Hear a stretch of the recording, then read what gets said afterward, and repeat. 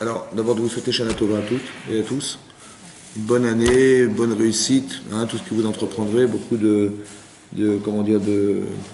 nacha de vos enfants, hein, une bonne parnassa, une bonne aliyah Torah. Voilà. Alors, on va faire un cours sur Kippour. Alors, on va essayer d'expliquer ensemble, qu'est-ce que c'est que cette fête de Kippour. C'est très important qu'on comprenne. D'abord, la première chose à savoir, c'est que on a un vrai souci parce que on a du mal à effacer nos erreurs dans le sens où il faut comprendre qu'un acte raté, c'est pas simplement un problème qui se trouve dans le ciel. Vous savez, on imagine que quand on fait des bêtises, alors il y a une case en haut, il y a une salle qui regroupe toutes nos erreurs, et qu'Hachem, il peut effacer nos fautes ou bien conserver nos fautes. Bon. Il faut comprendre que l'erreur, elle n'est pas transcrite dans quelque chose ailleurs que dans soi. Ça va ? Le problème, c'est que toutes les influences négatives qu'on a pu cumuler toute notre vie, elles sont présentes, elles sont là. Ça va ? Donc comment on efface ce problème ? Ça veut dire comment on efface les influences ? Oui, Kippour, c'est un jour de kapara, c'est-à-dire d'expiation des fautes. L'expiation de la faute, c'est pas que on va regretter nos erreurs et qu'on espère que Dieu va nous pardonner et que tout ce qu'on a fait dans le passé va disparaître. Ce qu'on a fait dans le passé existe. C'est les influences du passé qu'on essaie d'effacer. Oui, parce que vous portez toute votre histoire, elle est en vous. Donc l'effacer les fautes, c'est d'effacer les influences négatives. Et ça, il n'y a que Hachem qui peut le faire. C'est ça qu'on va essayer d'expliquer aujourd'hui. Et que le seul moment où on peut le faire, c'est le jour de Kippour. Après, c'est terminé, on attend l'année prochaine. Ça veut dire quoi ? Quelles sont les incidences que ça peut organiser ? C'est que si on a fait des chouvas, mais que c'est pas sincère, ou c'est pas entier, et qu'on estime qu'on n'efface pas les fautes, ça veut dire qu'on vit avec l'influence du passé aussi l'année prochaine. Et qu'il faut attendre l'année prochaine qui va suivre pour effacer nos fautes. Vous avez compris ce que je veux dire ? Voilà. Alors le sujet d'aujourd'hui, c'est d'expliquer ce que c'est que le jour de Kippour. Alors, la Gemara a expliqué au départ que le jour de Kippour lui-même, il est Mechaper Avon. Ouais, comme la Gemara dit là-bas, que le jour de Kippour lui-même, il explie les fautes. En quoi le jour, l'espace-temps dans lequel on vit, il explie nos fautes ? Parce qu'il y a une allusion dans le verset qui est écrit dans la parashat Acharemot, c'est marqué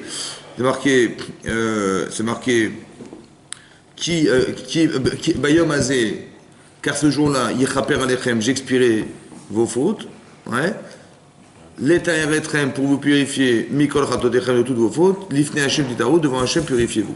Donc dans l'ordre du verset, c'est marqué Ki Bayom Azeh, car ce jour-là, j'expirerai vos fautes, dit Hashem. L'Etaher Etrem, pour vous purifier de toutes vos fautes, devant Hashem, faites teshuva, Titaru, faites teshuva. Alors c'est un peu bizarre dans l'ordre des versets, on aurait dû dire faites teshuva ce jour-là, car c'est un jour où j'expirerai vos fautes. Or c'est marqué, il y a marqué qu'il y a une kapara, une expression de faute, avant qu'on ait fait teshuva, ce qui paraît pas cohérent. De là, la Gemara déduit que le jour de Kippour lui-même est Mechaper Avon. Le jour il est Mechaper, il efface les fautes, il efface la faute. Alors qu'est-ce que ça veut dire ? Alors ça veut dire quoi ? Ça veut dire que sans teshuva, il y a quelque chose qui nous pousse à faire teshuva. Ouais, en fait, ce qui m'empêche de faire teshuva, souvent, c'est que la faute est trop pesante, elle est trop lourde. Les intérêts que j'ai de la faute, ils sont pesants, j'ai pas envie de changer. Voilà, c'est ça qui va se passer. Quand on n'a pas envie de se bouger, on n'a pas envie de faire des efforts, c'est parce qu'on a des intérêts derrière qui nous poussent à ne pas vouloir changer. C'est clair ? Donc qu'est-ce que fait Hachem ? Il efface un peu du désir. Par exemple, chose incohérente, vous avez des juifs de Kippour. Pourquoi ils viennent de la synagogue, les gens de Kippour ? Ils viennent nulle part ailleurs, n'importe quel moment de la journée. Tout ce qui est spirituel les dérange, ouais. Donc ils vont venir un jour par an à la synagogue. Pourquoi faire ? Pour se faire pardonner. Ça va ? Donc le type, il est marié avec une goya, il mange pas kasher, il fait pas Shabbat, il va venir à la synagogue, pourquoi faire ? Pour écouter le chauffard. Bon. Ou bien pour dire pardonne-moi, Hachem, pardonne-moi, mais après le lendemain, ou le soir même, il retourne avec sa femme, il fait les mêmes erreurs, c'est complètement incohérent, c'est complètement débile. Vous comprenez qu'il y a un problème. C'est pas logique. Mais comment ça fait qu'il vient à la synagogue ? Il sait que c'est pas logique. Il n'est pas idiot, ce monsieur-là. Ouais ? Comment ça fait qu'il vient à la synagogue ? En vérité, parce que dans le jour de Kippour, il y a un désir de venir à la synagogue. C'est ça la kapara. L'expiation de la faute, c'est d'éliminer un petit peu du désir qui m'empêche de pouvoir refuser de me déplacer ou de pas vouloir faire de tentation. Exactement. Hachem, comme si il y avait une tension d'Avera en moi, qu'Hachem il élimine, une partie élimine, il y a une partie qui va conserver, mais au moins que j'ai le réflexe de vouloir venir. Vous avez compris ? Le désir d'être happé par le fait de faire teshuva, c'est que Hachem il a été Mechaper Avon. Vous compris ? qu'Hachem, il a déjà expliqué quelque chose. Donc la kapara, c'est quoi? C'est un effacement en soi qui me permet d'être cohérent. Le jour de Kippour, c'est Mechaper. Alors on va essayer d'expliquer aujourd'hui en quoi ce jour est fondamental. Alors, et je vais vous expliquer un peu le problème. C'est comme ça. Vous savez, il y a une Gemara dans Baba Kama. La Gemara dit là-bas, hein, la fin de la Gemara dit comme ça. Que celui qui pense qu'Hachem, il est Mévater. Ouais, Miché, que celui qui pense qu'Hachem, il est Vatran. Vatran, ça veut dire qu'il ferme les yeux. Il est gentil. Dieu, il est gentil. Vatran, ça veut dire qu'il est Mévater, ça veut dire qu'il abandonne. Il abandonne, ça veut dire que c'est pas grave, ils ont fait des bêtises, etc. Non, c'est pas grave, Dieu il est gentil, Dieu il est miséricordieux, il ferme les yeux. Ouais. Il va trop le chayav, on va abandonner sa vie à ce monsieur. On a du mal à comprendre comment il y a une telle rigueur. Celui qui pense que le bon Dieu, il s'en fout, ouais, de ce qu'on fait, il est gentil, il est mévater, c'est comme des parents qui vont, on a cassé des verres, on a cassé des trucs, c'est pas grave, on répare, c'est pas grave. Ouais. Il va trop le chayav, sa vie, elle va être abandonnée, sa vie. C'est-à-dire que c'est très grave. Et pourquoi Hachem, il est tellement dur? Nous, on voit bien qu'il y a des gens, je sais pas, avec nos enfants, on ne tient pas tête, tu vois. On n'est pas têtu à ce point-là, et on n'est pas exigeant au point de dire, oui, ils ont cassé, ils vont réparer eux-mêmes. Non, on est vatran, c'est-à-dire qu'on abandonne, on ferme les yeux et on avance. Ben Hachem, il n'est pas comme ça, c'est bizarre quand même, alors qu'on sait qu'Hachem, il est miséricordieux, il est chesed avec les gens, il est abondamment proche des gens. Comment ça fait qu'il renie pas les fautes des autres? C'est ça, il baisse pas les yeux, il ne ferme pas sa garde, il laisse pas passer ce genre de choses. Comment ça se fait? Alors là-bas, il y a un rave, c'est le Rav Rim de Vologine, qui était l'élève du Gaon de Vilna. Il dit comme ça. En vérité, je vais vous dire un truc, c'est un secret de la Kabbalah, mais c'est un truc qu'il faut retenir, il faut savoir que c'est comme ça. Il faut savoir que l'articulation du monde, de l'univers, il dépend de nos mitzvot et de nos avérotes. L'articulation, ça veut dire qu'au-dessus de ce que vous voyez, il y a des mondes. Ouais. Et il y a 7 mondes au-dessus du monde dans lequel on est. Et cette dimension-là, elle est divine, elle est au-dessus de tout.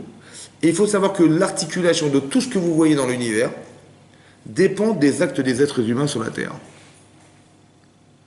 C'est ce qu'explique les Chazal en disant que dans la Guéda de Pessah, par exemple, on dit que si Akadosh Baruch Hu nous avait fait simplement tenir sur le mont Sinaï, ça aurait suffi. On serait présenté devant ce mont Sinaï, Daïnou, ça aurait suffi. Tu es devant une montagne, t'attends comme ça aurait suffi. Sans la Torah, sans la sortie d'Égypte, sans sans le fait qu'on puisse rentrer en Israël, etc., ça aurait suffi. En quoi ça aurait suffi? Qu'est-ce qu'il y avait de spécial? Alors là-bas, ils expliquent qu'Hachem a dit, vous savez quoi? Que dorénavant, les manettes du monde, c'est vous qui les tenez. Un petit peu comme je vous l'ai dit la fois dernière, de la Gemara dans Rosh Hashanah qui dit que comment le déluge a été déclenché sur la terre. On a déclenché un déluge sur la terre qui a duré 40 jours. Et les eaux souterraines sont montées sur la terre, elles ont noyé le monde pendant le déluge, pendant 150 jours, pendant 5 mois. Les eaux montaient des eaux souterraines. Et la Gemara a expliqué qu'est-ce qu'il a fait pour faire une chose pareille. Il a simplement retiré 2 étoiles qui se trouvaient sur une constellation d'étoiles qui s'appelle Kima, qui était dans la queue du bélier. Ouais, il y a la constellation du bélier, il y a une queue d'étoiles, une étoile qui forme une queue comme ça, du bélier. Il a retiré 2 étoiles. Et le fait de retirer 2 étoiles, ça a déclenché sur la Terre un déluge de 40 jours et 40 nuits. Et le fait que cette constellation d'étoiles devait descendre, parce que quand vous voyez la Terre tourner, les étoiles elles se déplacent vers le bas, elles descendent, oui. Et le fait qu'elles descendent, elles devaient descendre. Et il les a fait monter, Hachem. Il a inversé le courant de la Terre. Et ça a déclenché les eaux souterraines qui sont montées et qui ont noyé la Terre. Donc on voit qu'il y a un lien étroit entre l'univers et la Terre. Mais la Gemara a expliqué que Shinu Maasem, comme ils ont changé leur attitude, parce qu'ils sont devenus des voleurs, sont des gens qui ont pratiqué l'idolâtrie, qui ont pratiqué l'adultère, ces 3 éléments fondamentaux ont été déclencheurs de la destruction du monde. Et donc c'est ça qui a provoqué le fait que, puisqu'ils ont changé leur manière de vivre, et alors que ça avait été ordonné que ça devait fonctionner autrement, alors Hachem il a changé la création du monde. Mais ça veut dire que le déclencheur de la destruction vient essentiellement de notre attitude. Vous comprenez quoi? Mais ça, on ne le voit pas, ça. C'est-à-dire qu'on on le sait parce que c'est marqué dans la Torah, mais on n'aurait jamais imaginé une chose pareille. C'est-à-dire qu'on ne se rend pas compte qu'on peut détruire des mondes et on peut construire des mondes à partir du moment où on est cohérent dans... Maintenant, le mode d'emploi de ce que je vous dis, c'est les mitzvot. On ne se rend pas compte quand on met des tefilines, on met des tefilines. On ne se rend pas compte de ce qu'on crée. Et on ne se rend pas compte quand on fait l'inverse, qu'on casse et qu'est-ce qu'on détruit autour de soi. On ne se rend pas compte. Ça va? Maintenant, ça n'est pas visible à l'homme parce qu'on a laissé le choix à l'homme de pouvoir décider. Mais si on vous avait montré, je sais pas moi, imaginez-vous, on fait du Lachonara, on crée un ouragan en Guadeloupe. Si vous aviez pu le voir, vous auriez fait du Lachonara? On aurait fait de la médisance? Non. Maintenant, pourquoi on ne nous le montre pas? Parce que si tu le vois, hein, c'est pas toi qui décides. Tu dis pas, ben oui, c'est la bisva, non, c'est pas la bisva, en fait, c'est l'ouragan qui t'a poussé à ne pas parler du Lachonara, à ne pas dire du Lachonara. Donc en fait, on ne veut pas que tu sois subordonné à ce que tu vas voir, mais que tu l'aies compris et tu décides tout seul sans influence extérieure. C'est pour ça que tu ne le verras pas. Tu le verras qu'à la fin de ta vie, après ta mort, tu verras exactement ce qu'a engendré tes actes, et ce qu'ils ont fait de bien et ce qu'ils ont fait l'inverse. Vous comprenez? Maintenant, comme c'est l'homme qui détruit et c'est l'homme qui construit, Hachem ne peut pas dire, ben, c'est pas grave, cassez tout, c'est pas grave, je répare, je suis là, je répare. Non. Pourquoi Hachem ne fait rien? Vous savez pourquoi? Parce que c'est celui qui a détruit qui va reconstruire.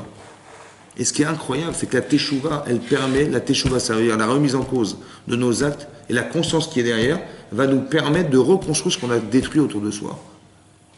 Est-ce qu'on le comprend dans le social? Est-ce que vous le comprenez dans le professionnel? Est-ce que vous le comprenez dans la relation parentale, dans la relation de couple? Vous comprenez que si un type ne change pas, si un type il passe à son fils qui a 35 ans comme si il avait 5 ans, il y a un problème ou pas? Oui, il a juste pas compris que son fils avait grandi, il a évolué. Il dit, mais bon chéri, fais ce que je te dis, écoute que il parle comme si il avait 5 ans.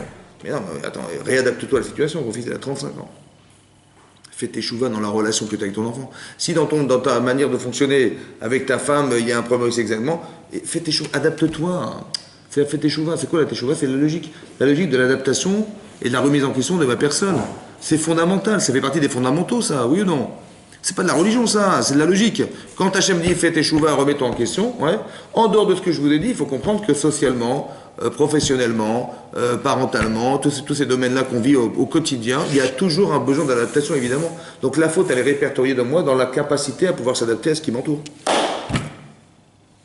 Après, qu'est-ce qui est organique derrière qui fait que je vis mal les choses, que je rends malade les gens, que je les rends malheureux les gens, ben c'est la faute. C'est ce qu'on appelle la faute. Vous comprenez? Donc la faute n'est pas répertoriée chez moi dans ce qu'on fait, mais dans ce qui engendre ce qu'on est. Vous comprenez ça? Donc maintenant, il faut faire teshuva, ça veut dire qu'il faut être capable de pouvoir remettre en question. Dit le Rambam, comme ça c'est marqué dans le Rambam, ouais, il y a 2 misvot à Kippour. Il y a une misvot de vidouille. Le vidouille, c'est le repentir. Il faut dire, ça va? Il y a 10 vidouilles à Kippour. Ouais, il y a 5 tfilotes, il y a 5 prières. Dans chaque prière, il y a 2 vidouilles. Il y a un pendant la Hamida et un pendant la Chazara. Quand on fait la Hamida, on fait un vidouille à la fin de la prière. Et quand on fait la Chazara, on répète la prière. Il y a de nouveau un vidouille, un repentir. Dit le Rambam, et je vais vous dire ce qui est marqué dans le Rambam, et on va essayer de réfléchir ensemble. La première chose dans le vidouille, dans le repentir, qui est une misva minatora. Il faut savoir que quand vous allez dire le vidouille, c'est une misva minatora. Mais non. Maintenant, il faut dire. Si vous pensez ce que vous allez dire, ça ne marche pas. Alors, qu'est-ce qu'il faut dire? Il faut dire khatati. Il faut être capable de dire j'ai fauté. Est-ce que c'est simple de dire j'ai fauté? Non. Pourquoi c'est pas simple? C'est-à-dire quand c'est une remise en cause, ça veut dire qu'on a fait des fautes et qu'on est conscient. Est-ce qu'on est d'accord de dire qu'on est fauteur? Non. Non. Pourquoi? Pourquoi ça gêne en fait de dire qu'on est fauteur? Pourquoi ça gêne d'entendre dire qu'on est fauteur? On a un intérêt à rester dans la faute. Pourquoi ça nous dérange? Par exemple, quelqu'un va vous faire un reproche, ouais, il va vous faire un reproche, je vais dire d'abord de quoi je me mêle. Est-ce que je vous en pose des questions?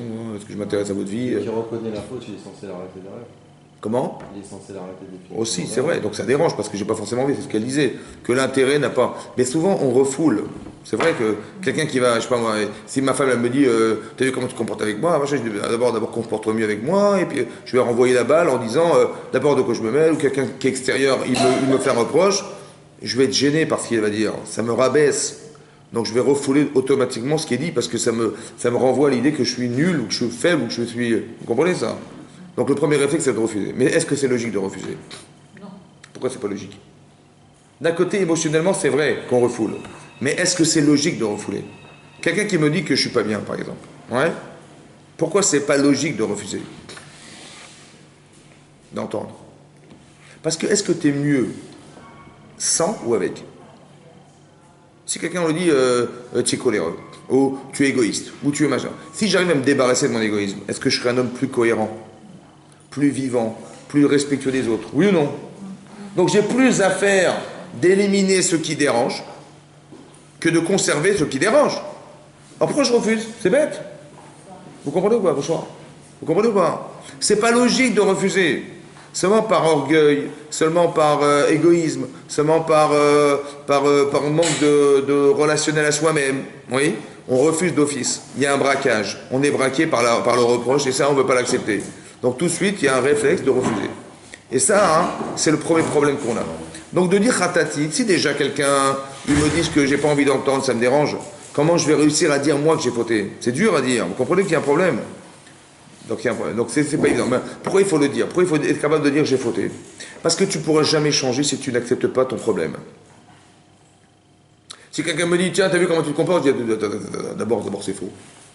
Oui, tu vois un problème, oui, il y a pas de problème. Ouais. Et à part ça, de quoi tu te mêles? Est-ce que moi je me mêle de ta vie? D'abord toi change et après tu verras, tu me diras comment je vais changer.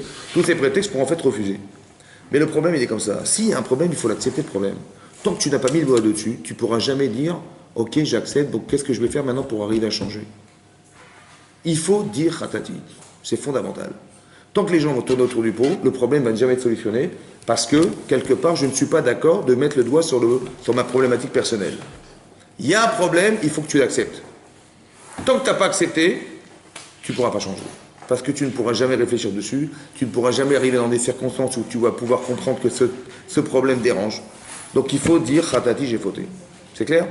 Okay. Pourquoi il faut le dire et pas le penser? Qu'est-ce que ça change, d'après vous, de dire j'ai fauté que de penser j'ai fauté? Pourquoi c'est très important de le dire? Et si je ne l'ai pas dit, ça ne marche pas. Qu'est-ce que ça change de dire? Qu'est-ce que ça change de dire j'ai fauté, d'avouer sa faute? On le conscientise. Hein, on le met. Déjà d'admettre. Ça c'est on l'a dit, on l'admet. Mais même quand je le pense, je l'admets. Mais pourquoi de dire c'est fondamental? Pourquoi il faut dire sa faute? Il faut dire j'ai fauté. Ouais. Il y a un pas déjà dans le repentir. C'est-à-dire, en quoi c'est plus fort de dire que de penser? C'est qu'il y a une décision, il y a une prise de décision. Mais je l'ai pensé. Il y a une volonté. Attendez, je vais vous dire autrement. Ce que vous allez dire, c'est ce que vous avez pensé? Oui. Alors, comment ça sert de le dire? Puisque ce que vous allez dire maximum, c'est ce que vous pensez. C'est renforcer une pensée. En quoi c'est renforcé? En quoi c'est plus fort? En quoi il faille dire? Pourquoi c'est nécessaire de dire? De passer à la verbalisation, c'est toujours beaucoup plus fort que de... J'ai pas compris. de le laisser dans la J'ai pas compris. Vous m'avez pas dit. Pourquoi c'est plus fort? Pourquoi c'est plus fort de dire? C'est qu'il y a une volonté de changer dans la verbalisation. Plus fort. Quoi, c'est plus fort? Alors j'ai plusieurs explications à vous donner. Première chose, je pense comme ça. Quand vous dites quelque chose, vous entendez dire. Ouais. C'est plus fort de s'entendre dire que de dire. Quand je sais quelque chose, je sais. Mais quand je m'entends dire, comme si qu'il y avait un retour sur soi-même. Ça va? Il y avait une capacité à s'entendre dire, ça veut dire qu'il y a un impact psychologique beaucoup plus fort lorsque je m'entends dire que lorsque je pense. Parce que quand je pense, c'est moi, mais c'est pas celui qui dit, c'est celui qui pense. Je ne suis même pas engagé par ce que je dis, parce que c'est moi qui suis, pas celui qui l'entend dire, qui s'engage à dire. C'est différent, vous comprenez? À part ça, j'ai une autre explication à vous donner qui est très importante. Je pense qu'elle est même plus importante. Il y a un Rashi, vous savez qu'il y a un Rashi dans Parashat Chayesa. Là-bas, Rashi il explique comme ça. Il dit que quand Abraham il a voulu enterrer sa femme, il a été voir Ephron, qui était un habitant de Chet. Et il a dit voilà, je voudrais enterrer ma femme dans la grotte qui t'appartient, parce que je veux l'enterrer là où ont été enterrés Adam et Chava. Et qu'est-ce que dit Ephron? Il dit mais il dit vous pensez bien, Abraham Avinu, Nassi, Elohim, vous êtes le prince de Dieu. Bien sûr, cette grotte je vous la donne. Cadeau. Il a dit non, pas mis Nassi, sinon non, pas du tout. Pas du tout, je veux absolument l'acheter. Bon. Il dit, vous êtes sûr? Oui, je veux l'acheter. Franchement, je vous l'aurais donné. Il dit, non, mais je veux absolument l'acheter. Il dit, bon, entre nous, Béni ou Bentra, entre toi et moi, Achim, on est des frères. Allez, 400 000 euros. Franchement, c'est un dernier prix, vraiment parce que c'est beau. 400 shekels, qui était une somme exorbitante, il a dit 400. Donc, qu'est-ce qu'il a fait? Il a essayé de tromper Abraham. D'une manière ou d'une autre, il a roulé dans la farine. Il dit, au début, je vais te la donner. Tu te rends compte que j'ai failli te faire un cadeau de 400 000 euros. Donc je suis gentil avec toi, tu vois, mais bon, c'est le prix que ça vaut, c'est 400 000 euros. En fait, ça valait pas du tout ça, c'était invendable. Qui c'est qui aurait voulu s'enterrer là-bas? Ça va? Et donc, il a roulé Abraham. Qu'est-ce qu'il fait Abraham? Il a dit, ok, mais pas des shkalim. Over la sokhère, je vais te donner une monnaie internationale, over la sokhère, que les commerçants utilisent pour aller acheter là où ils veulent. Ça va? Rachid là-bas, il dit, tu vois, les Réchaïm, les mécréants, Omri Marbé, ils parlent, finalement ils font rien. Omri Marbé aussi Méat, ils parlent beaucoup, ils font rien. Ça va? Par contre, les tzadikim, Abraham, Omer, Mehat, il dit pas grand-chose, hein, mais tu vois comment il a fait. Alors il y a marqué dans un principe de base, que les tzadikim disent peu et font beaucoup, mais les Rechaim, ils parlent beaucoup, ils font rien. Alors j'ai juste pas compris une chose. J'ai pas compris pourquoi pour être un tzadik, il faut dire peu pour faire beaucoup. Pourquoi tu fais pas ce que tu as dit? Et dis tout ce que tu vas faire. Dis tout et fais tout. Non, non, non. Omri Mehat, ils disent pas grand-chose. C'est quoi ce principe? Pourquoi il faut dire peu pour faire beaucoup? Non, dis beaucoup et fais beaucoup. Vous avez compris? Donc c'est quoi la parole? C'est ça que je veux comprendre. En quoi la parole, ça freine? C'est ça que j'ai pas compris. Parce que la parole, c'est limité. Et le silence, c'est... Ça freine la personne. Comme si qu'il fallait Ça pas relève dire de trop. la sagesse d'esprit. Comment? Peut-être ça relève de la sagesse d'esprit, le fait de ne pas beaucoup parler, de faire beaucoup. En quoi c'est plus sage? Voilà, je vais dire beaucoup et je vais faire beaucoup. Parfois, le fait de beaucoup parler, c'est pas toujours bien vu. Quoi. Pourquoi? Bien vu ou bien accepté par soi? Moi, je dirais plutôt bien vu. C'est pas beaucoup bien vu. Quoi, c'est l'orgueil? C'est l'orgueil. Mais en quoi c'est orgueil? Je vais dire, écoute, voilà, je vais enterrer ma femme, et je vais la marper, je vais raconter des trucs, et je vais faire ce que j'ai dit. Honnêtement, je vais faire ce que pourquoi, en quoi ça freine? Pourquoi il faut dire peu pour faire beaucoup? Je m'en oui, mais dis tout et fais tout. Hein? On pourrait faire encore plus. Comment? On pourrait faire Non, j'ai un objectif. Alors on dit, fais moins, dis moins que ce que tu vas faire. Voilà le principe. Pourquoi il faut dire moins? Ah, écoutez-moi bien. L'expression qui dit, toujours ceux qui font le plus, qui parlent le plus, qui... Mais oui, mais c'est de là que c'est tiré, mon chéri. C'est de là que c'est tiré. C'est de là que c'est tiré. Mais pourquoi il faut dire peu pour faire beaucoup? C'est ça ma question. Oui? Alors je vais vous dire un truc comme ça. Écoutez-moi bien. Je vais dire, voilà, je vais ouvrir une entreprise. Ah ouais. Ouais? Je vais ouvrir une entreprise. Bon, il faut que je trouve un crédit pour financer mon entreprise. Il faut que je trouve la banque. Il faut que je trouve le crédit. Ensuite, j'ai trouvé les locaux. Ben, il faut que je loue ces locaux. Il faut que je meuble ce local. Il faut que j'informatique ce local. Il faut que je trouve des secrétaires. Il faut que je trouve des vendeurs. Il faut que je trouve des produits. Il faut que je trouve l'endroit où exploiter mon entreprise. Il faut que je... ça va? La fois, je dis, écoute, laisse tomber. Elle est fatiguée. Il y a trop de choses. Laisse tomber, j'abandonne. Je dis, pourquoi t'abandonnes? T'as vu tout ce que j'ai dit? Je dis, mais t'as rien fait que dire. Il n'y a rien, il y a du vent là, t'as fait du vent. Tu dis, non, je pourrais pas, laisse tomber, j'arriverai pas. Pourquoi t'arriveras pas? Tu sais pourquoi? Parce que ton cerveau, tu l'as saturé de ce que t'as dit. Tu sais ce que t'as dit? Tu sais ce que t'as vu? T'as vu ce que t'as dit? T'as dit, je vais d'abord trouver la banque. Et elle va savoir comment je vais avoir le crédit. Et après, je vais trouver le produit qu'il faut vendre. Et est-ce que ça va se vendre? J'en sais rien. Et après, je vais ouvrir mon bureau. Après, je vais employer des gens. Après, je vais avoir des charges. Après, je vais... En fait, ce que j'ai fait? J'ai mis un mur devant moi. Vous savez ce que vous avez fait en disant, vous avez parlé, vous avez vu ce que vous avez dit, vous avez vu ce que vous avez dit, mais ce que tu as vu, ça t'a saturé ton cerveau. Et bien à cause du fait que tu es dit et que tu as vu ce que tu as dit, tu ne pourras pas le faire. Parce que ton cerveau maintenant, il dit, mais comment tu vas monter le mur que tu as mis devant toi? Alors la Khamim, ils disent, non, laisse tomber, il vaut mieux dire peu. Parce qu'au moins tu ne seras pas bloqué par ce que tu vas voir. Vous avez vu la différence entre penser et dire? Quand tu sais ce que tu vas faire, mais ne le dis pas. Parce que quand tu vas le dire, tu vas le voir. Et quand tu vas le voir, tu ne vas pas pouvoir surmonter ce que tu as vu. Alors laisse tomber, ne dis rien. Vous avez compris? C'est pas l'Aïnara, c'est pas ça, c'est un problème psychologique qu'on a créé sur soi. Maintenant, j'ai appris d'ici que quand je parle, je vois. Et Hachem, il veut que je dise ce que je vais voir. Pourquoi? Parce que si vous dites j'ai fauté, tu vas te voir. Et quand tu vas dire j'ai fait ça, et j'ai fait ça, et j'ai fait ça, et j'ai fait ça, tu vas voir ce que tu vas dire. Maintenant, si tu te retrouves dans une situation de fauter parce que l'environnement dans lequel tu étais t'a fauté, parce que les gens que tu as côtoyés t'a fauté, parce que l'atmosphère dans laquelle tu t'es trouvé t'a fauté et tu l'as dit, tu vas revoir cette image ou pas? Donc quand tu vas voir de loin l'image qui t'a fait, qui a entraîné ta faute, tu vas dire laisse tomber, j'y vais pas. Mais c'est parce que tu l'as dit que tu vas pas y aller. Pas seulement parce que ça t'engage à dire, c'est vrai ça, bien sûr, mais parce que tu as vu ce que tu as dit, tu vois, tu l'as vu. Maintenant quand tu revois quand tu te revois vivre une situation que tu as toi-même dite, c'est beaucoup plus freinant que de l'avoir simplement pensé. Il faut dire khatati, il faut dire j'ai fauté, il faut t'engager. C'est comme on l'a dit une fois, pourquoi il faut dire la prière? Quoi, Dieu, c'est pas ce que tu penses? Hein? Tu peux pas penser.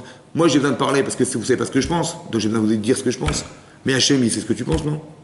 Et parfois, c'est plus facile de dire que de faire la chose. Possible, c'est possible. Mais pourquoi j'ai besoin de parler à Hachem? D'un blocage psychologique. Mais pourquoi j'ai besoin de dire à Hachem ce que je pense? Mais non, c'est bien. Fait que tu fermes la bouche et tu penses, et Dieu, il sait ce que tu penses et c'est fini. Non? Est-ce qu'Hachem, il sait ce que je pense? Bien sûr. Après, tu parles.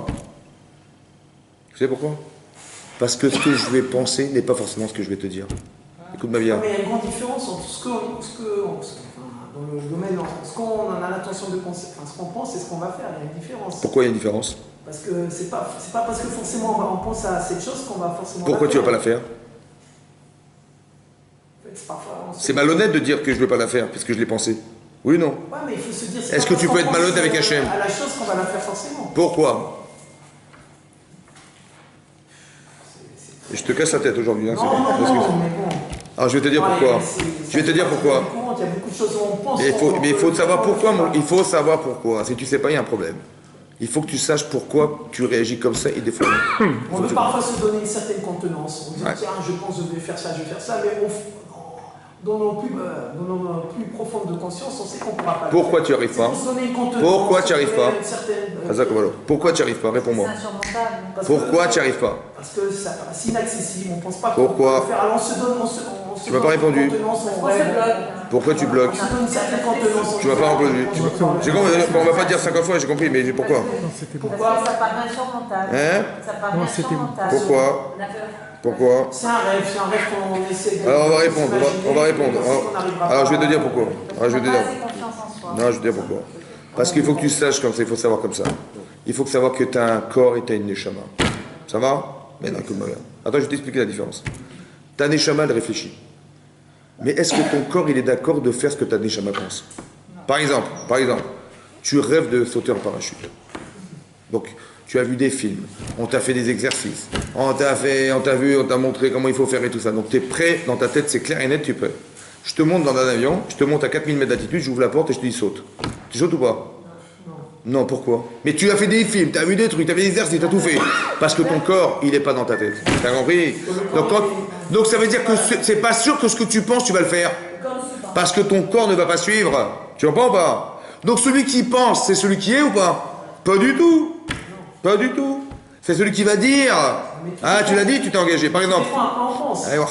Si tu penses faux. On peut penser à tout et à. Attends, écoute, avant que je m'énerve. Si tu penses faux, ça t'engage ou pas?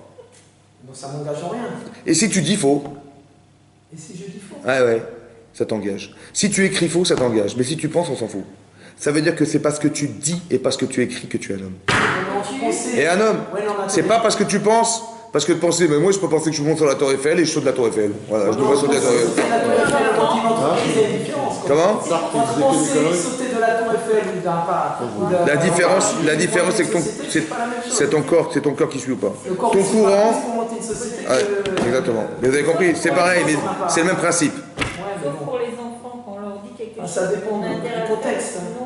Et après, Bah oui, parce qu'ils vont pas suivre, mais ça c'est autre chose. Mais ça veut dire que quelque part vous avez compris que la nuance elle est évidente. Que Hachem il veut pas que tu lui penses. Tu penses des choses parce que c'est pas sûr que c'est toi. Tu dis je vais faire ça, tu penses. Ok, mais vas-y, fais-le. Ah, non, je peux pas. Pourquoi tu veux? Donc c'est pas l'homme qui pense qui va réaliser, c'est l'homme qui fait, c'est l'homme qui dit. Donc l'homme, c'est l'homme qui va dire. Tu t'es engagé. Alors, là, tu es là, je te parle, là on se parle. Mais quand tu penses, je suis même pas sûr que tu vas le faire. Vous avez compris ou pas? C'est pour ça que c'est Adam Amédaber, c'est celui qui parle qui va s'adresser à Hachem, pas celui qui pense. Parce que celui qui pense, c'est pas sûr que ce soit la vraie personne. Mais pour vous dire que quoi? Qu'il faut dire parce que c'est celle qui m'engage. Et il faut dire parce que c'est ce que je vais voir qui va m'aider. Et il faut dire parce que ce que je vais m'entendre dire, c'est ça qui va me construire. Dans l'émotion de la parole. Ça va, c'est clair? Pour ça qu'il faut dire Khatati, je te dis, j'ai fauté, j'avoue que j'ai fauté. C'est très important d'avouer qu'on est fauteur, parce que si tu ne dis rien, tu ne travailleras pas sur ton problème puisque tu l'ignores. C'est clair? Si un type n'est pas capable d'avouer ses erreurs, il est bête, et il est pas franc, et puis il ment quelque part parce qu'il va jouer un rôle qui n'est pas le vrai. T'as une tâche, mais quelle tâche? J'ai pas de tâche, il n'y a pas de tâche, où la tâche? J'ai pas de tâche, où tu veux une tâche? Non, mais il n'y a pas de tâche. Donc je garde ma saleté, c'est bon? C'est pareil. Maintenant, il faut dire Khatati. Ensuite, c'est marqué Boshti. Il faut avoir honte. Pourquoi c'est important d'avoir honte? Maintenant, on change de domaine. Au début, j'avoue ma faute. Intellectuellement, j'accepte. Mais là, je ne suis plus dans le domaine de l'intellect. Je suis dans le domaine de l'émotion que me provoque le savoir. Je sais de moi que j'ai honte. Il faut arriver à avoir honte de soi. Quelle honte? De quelle honte on parle? Il y a deux hontes.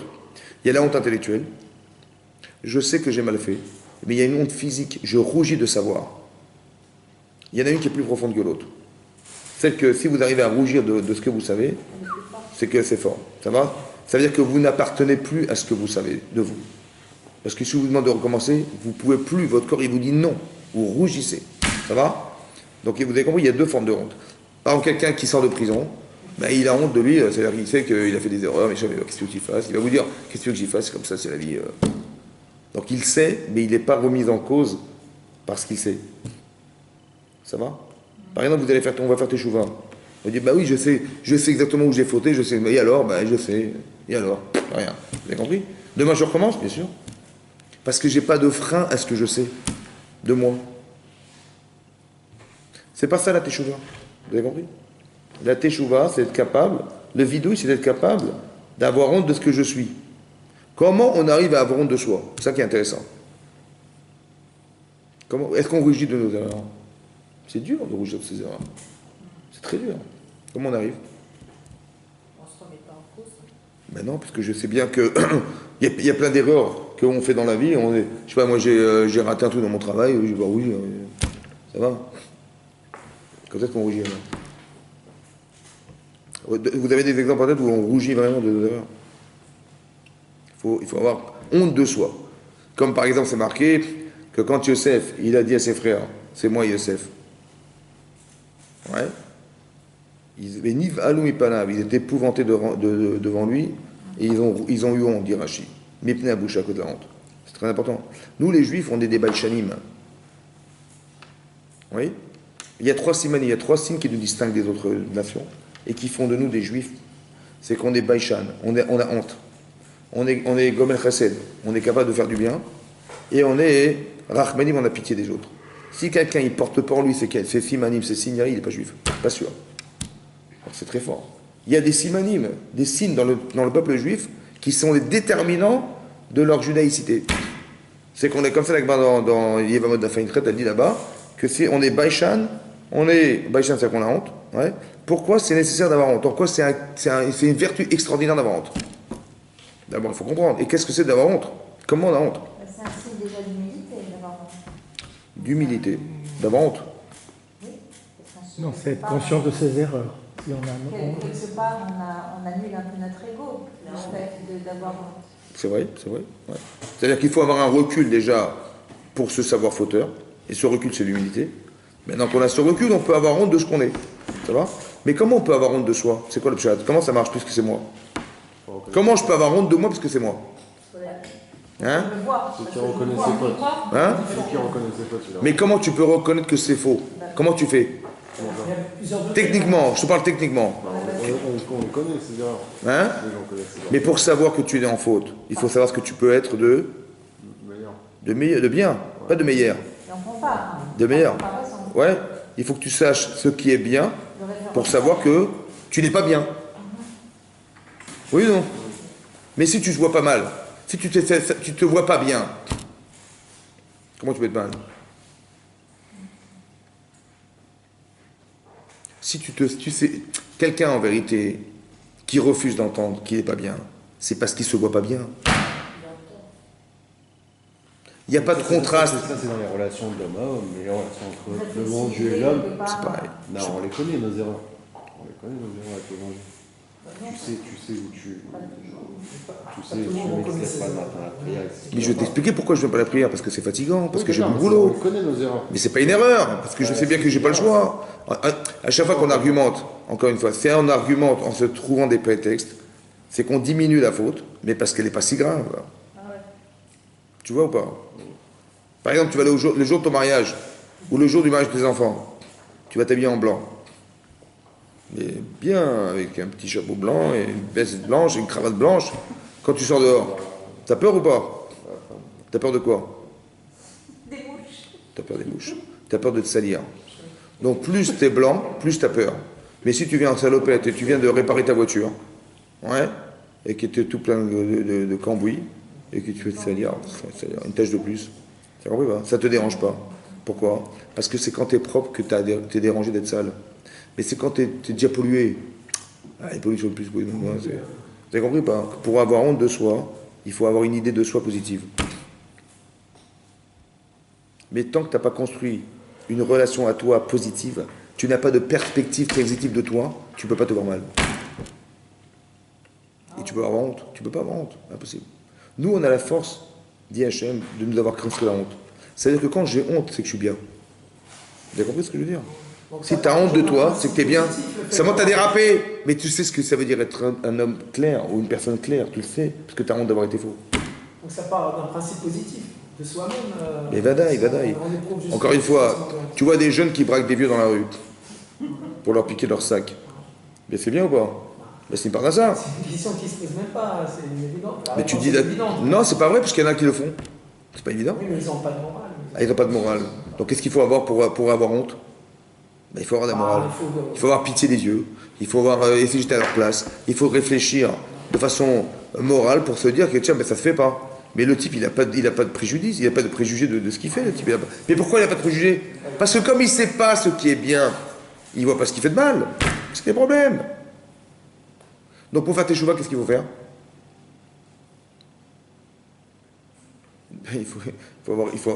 On apprend la Torah pour quoi faire?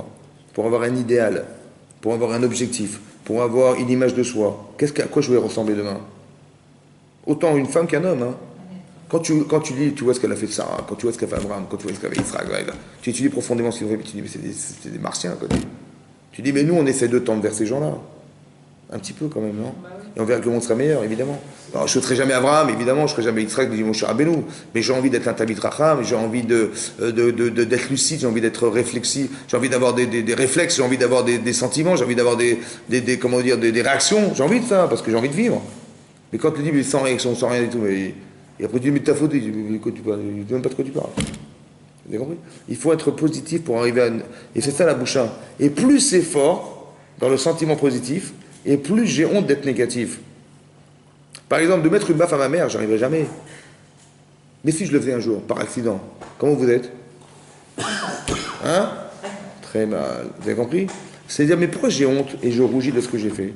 Parce que ma mère, je l'estime à un point que la claque, c'est exactement le contraste inversé de ce que j'aime. Donc j'ai honte de moi. Vous comprenez? Mais c'est parce que tu aimes au plus profond de ton cœur que tu as honte d'avoir fait une chose pareille. Donc pour créer le contraste entre le bien et le mal, et d'avoir honte du mal, il faut être contrasté.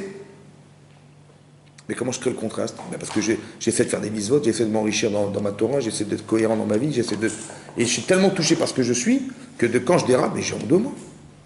Vous avez compris ou pas? Mais si on n'est pas contrasté, on ne peut pas avoir honte, c'est impossible. C'est ça se construire. Que tu as tellement fait de chesed dans ta vie, ouais, que quand on t'a dit un jour, et t'as dit je ne pouvais pas inviter des gens, tu as tellement honte de toi, comment tu as pu dire un truc pareil que... Vous avez compris ce recul d'arriver à se voir et d'avoir honte de soi-même. Mais pour avoir honte de soi, il faut être un autre. Pour avoir honte de soi, tu dis mais comment j'ai pu faire une chose pareille? Pour avoir honte de ce que j'ai fait, il faut que je sois une personne cohérente pour avoir honte d'être pas cohérent. Donc il faut construire une personne. Oui. Une fois je vous ai dit que le Rambam là-bas dans le Pirouche à Mishneh, il y a une explication dans les Mishneh dans le Pirkei Avot. Ouais, c'est avec le Pirkei Avot, Maxime des Pères, il se trouve non pas que dans le Patachileu, ouais, mais il se trouve aussi dans le Chasse. Oui. Et là-bas, dans le Chasse, c'est marqué, il y a trois explications, il y a trois commentaires, celui de Rachid, de Rambam et de Rabbeinu Yonah. Et là-bas, le Rambam, il dit que comment il s'appelle? Comment Aaron à Cohen, c'est marqué là-bas, Eve Metalmid Avshel Aaron, soit fait partie des élèves d'Aaron à Cohen, essaie de ressembler à Aaron à Cohen, qui était Rodef Shalom. Il courait après le Shalom. Au Mekam la Torah, il rapprochait les gens à la Torah. Ça va? C'est quoi le Shalom? Qu'est-ce qu'il faisait Shalom? Il faisait Shalom avec les gens. Comment il faisait? Il allait voir quelqu'un qui n'était pas très, très religieux. Ouais. Il va taper à sa porte. Bonjour monsieur, bonjour. Il dit, voilà, je me présente Aaron à Cohen. Mais je vous connais, Aaron à Cohen. Mais qu'est-ce qui fait l'honneur de vous recevoir? Il dit, ben voilà, on est voisins, j'aurais voulu vous parler. On se connaît pas. Voilà. Il dit, ben attendez, je suis très honoré, franchement. Écoutez, avec plaisir. Mais bon, j'imagine que bon, j'ai très cachère, j'ai de l'eau, si vous voulez, de l'eau. Et j'ai des verres en plastique, si je peux vous servir, parce que les verres, on ne les a pas trempés au migvé, mais bon, j'ai des verres en plastique, si vous pouvez boire. Parce que j'ai que ça à vous proposer. Il fait avec plaisir, mais pourquoi pas. Et il parle avec Aaron à Cohen pendant 1 heure. Et Aaron à Cohen lui dit, écoutez, ça m'a fait très plaisir de vous rencontrer, je ne vous connaissais pas, mais c'est vraiment, vous êtes très intéressant, et on peut même se voir demain, si vous voulez. Il fait, attendez, je ne vais pas vous déranger. Vous êtes une personne très occupée, vous avez un emploi du temps chargé, je ne vais pas vous déranger. Il fait, bien, avec plaisir, ça ne me dérange pas. Il fait, bah, d'accord, demain, si vous voulez, après le travail, je rentre. Et il retourne chez lui. Et il fait ça une fois, deux fois, trois fois, quatre fois. Il se lie d'amitié avec Aaron à Cohen Gadol. Il dit à sa femme, écoute, ma chérie, il faut absolument que Aaron Cohen vienne manger Shabbat à la maison. Il fait, ben, on a très bien, il faut absolument que je l'invite, mais là, il ne viendra jamais manger chez nous. Il sait pertinemment. Et je ne suis même pas sûr. Peut-être qu'il ne sait même pas que je ne suis pas Shabbat, il ne sait même pas que. Peut-être qu'il ne sait pas. Je ne vais sûrement pas lui dire, je n'ai pas envie qu'on casse cette amitié. Donc, on va tout cachériser à la maison, on va acheter une viande cachère, on va tout cachère. Comme ça, on va pouvoir inviter Aaron Cohen. Qu'est-ce qu'il a fait à Aaron Cohen? Est-ce qu'il lui a dit, tu n'es pas cachère, je ne rentre pas chez vous? Qu'est-ce qu'il a fait? Comment il l'a rapproché à la Torah, lui? Hein? Par l'estime de la personne. En fait, il sait qui il est, Aaron Cohen. Il sait que la personne qui va le recevoir, elle sera fière de le recevoir. Il a exploité ce sentiment-là pour arriver à faire que la personne, elle veuille l'inviter Shabbat. Et de façon positive, elle a entraîné chez lui la capacité à se remettre en cause.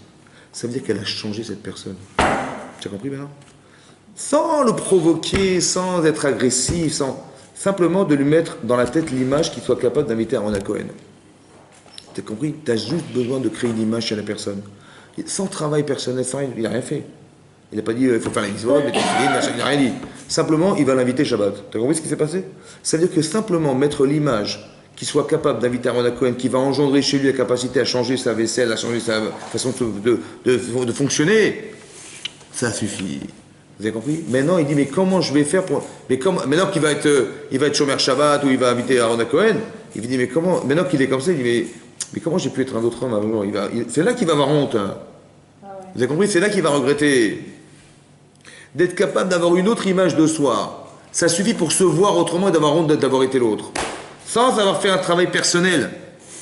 On n'est pas construit, on n'a rien fait du tout. Vous avez compris, on n'est pas devenu une autre personne.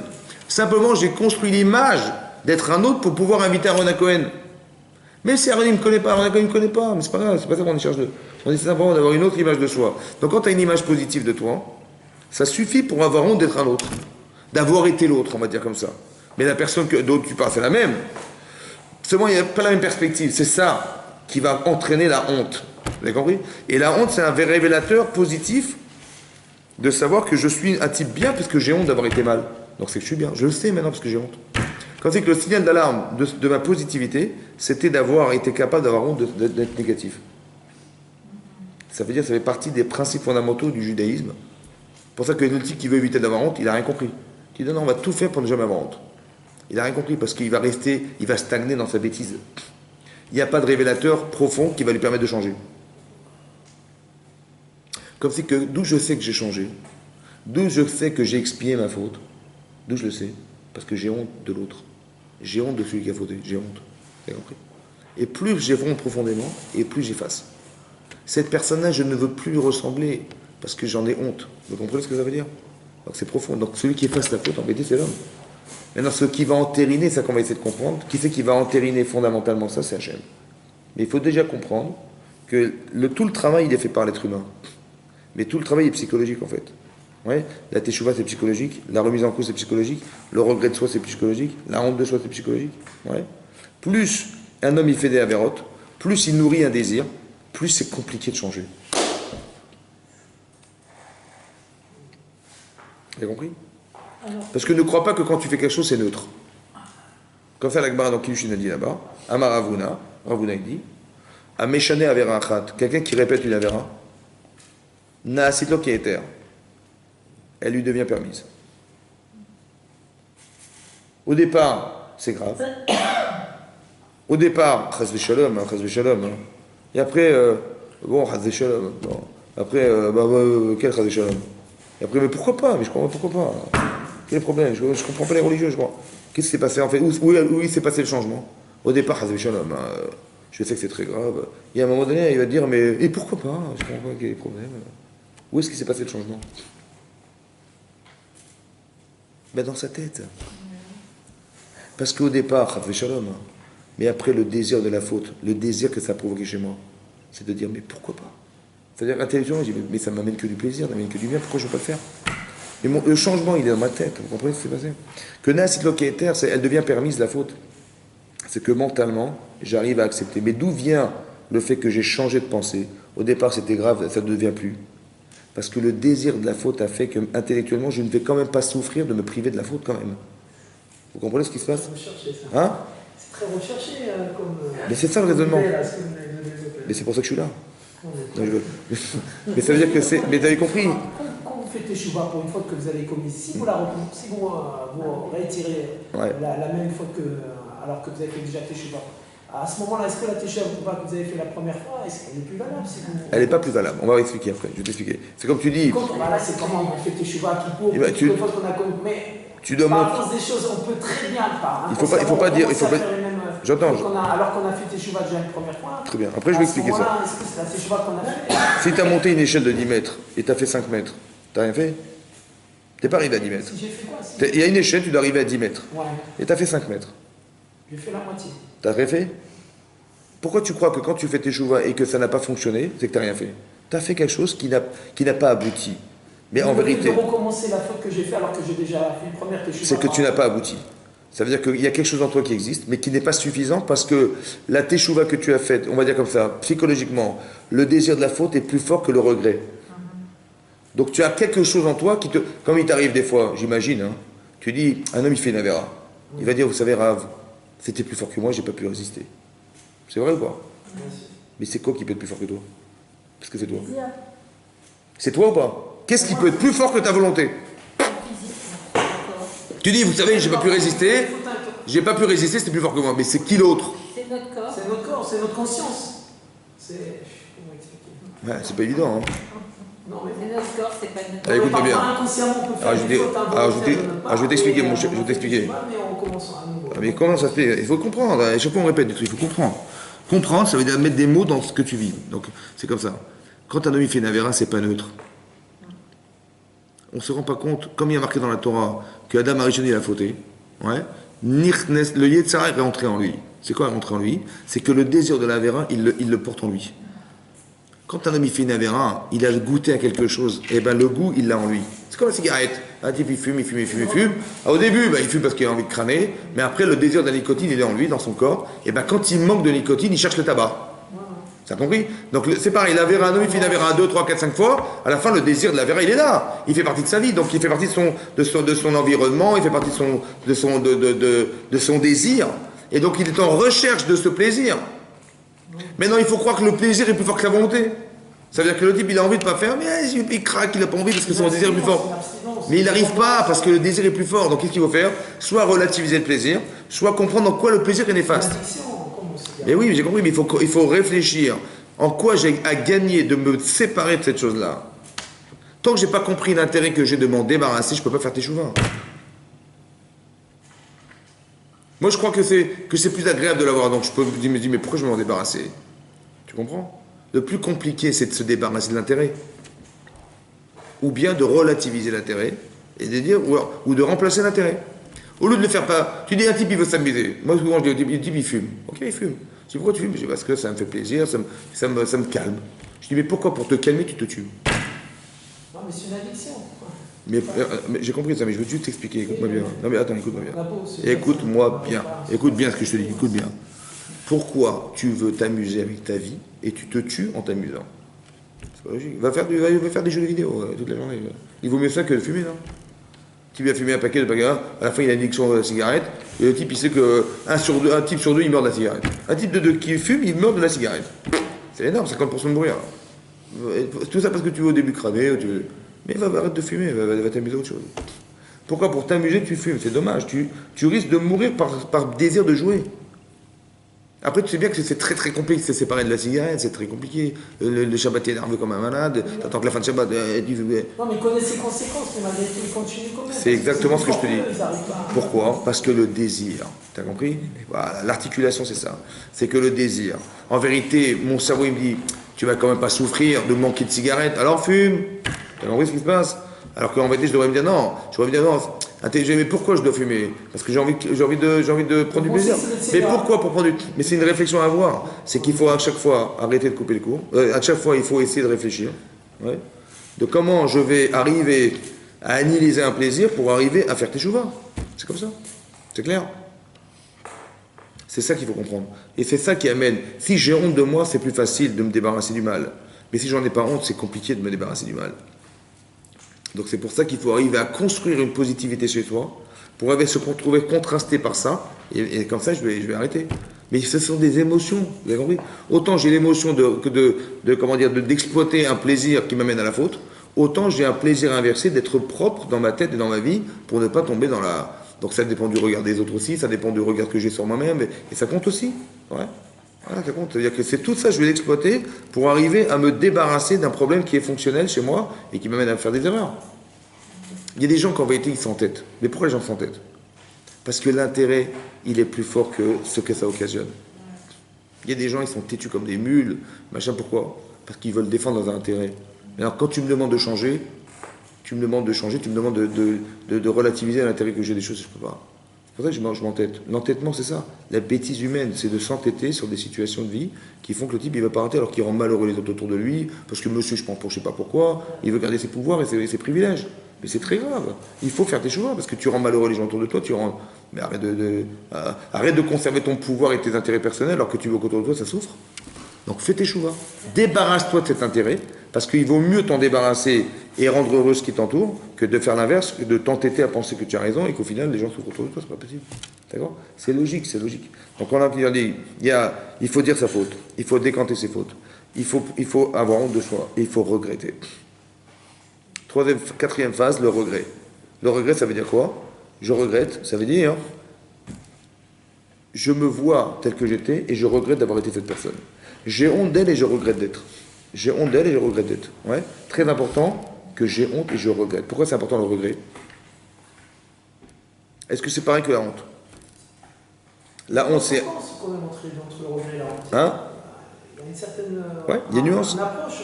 Très bien. Donc, il y a un lien, parce que c'est la remise en cause, mais la différence, c'est que j'ai une émotion qui me fait réagir en rougissant, et j'ai une réaction intellectuelle qui me fait dire que je ne pourrais plus être cette personne. J'ai honte.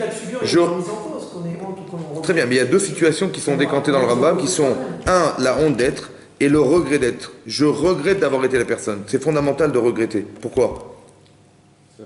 D'où je sais que je ne vais pas recommencer. Parce qu'on a eu honte. Quelqu'un qui a fait tchouva, et on lui rappelle ses erreurs. Le type, il a fait tchouva, il est religieux, il est orthodoxe et tout.